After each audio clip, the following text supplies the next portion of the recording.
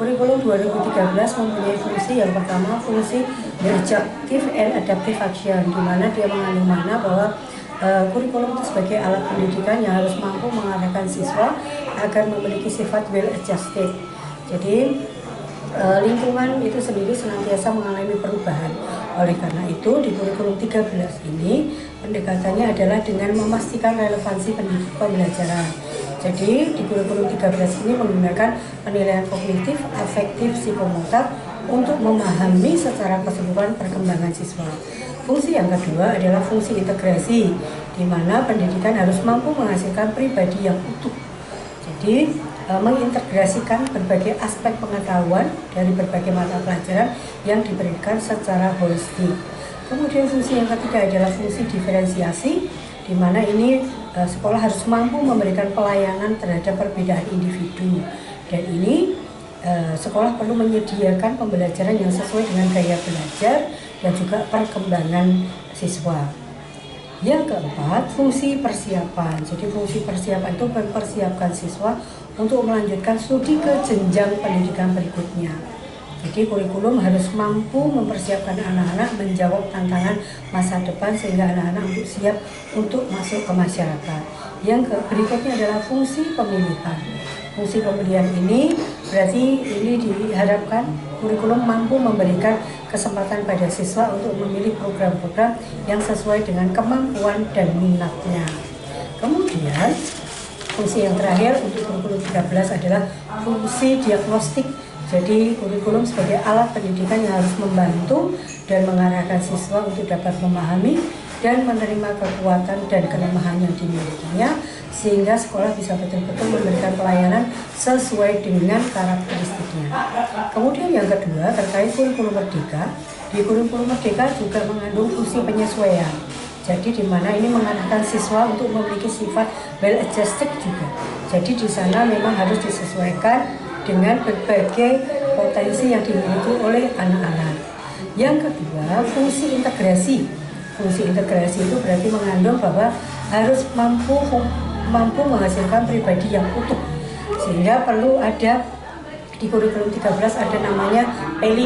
P5 itu berarti pembelajaran secara utuh, mengaitkan satu pembelajaran dengan yang lain dalam satu bentuk yang mampu menyiapkan anak-anak untuk masa depan mereka.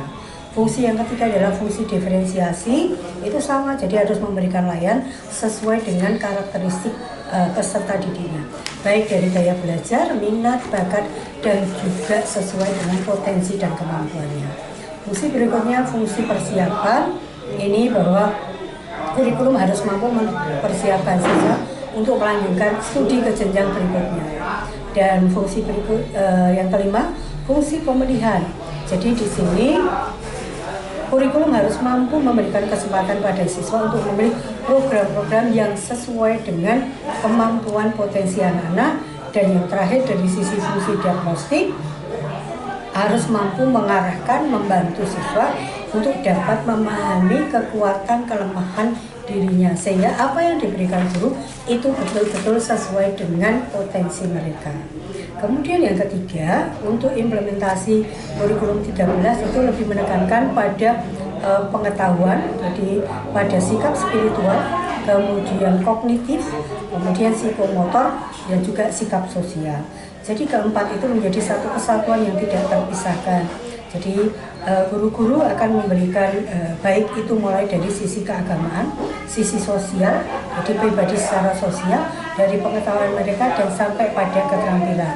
Sehingga di samping anak-anak memiliki kemampuan secara pengetahuan, tetapi juga anak-anak mendapatkan hak mereka menjadi pribadi yang baik dalam pembentukan karakter. Jadi ada keseimbangan antara sisi keagamaan, sikap sosial, pengetahuan, dan juga keterampilan. Jadi, kemudian untuk kurikulum 2013 itu mempersiapkan siswa untuk bisa lebih aktif. Jadi kurikulum ini didesain untuk mendorong anak-anak untuk bisa inovatif, kreatif, dan juga inovatif. Dari kurikulum ini siswa-siswa kita seperti kita tahu mereka akan menggunakan yang namanya scientific. Anak-anak diminta untuk mengamati, mencoba, mengkomunikasikan.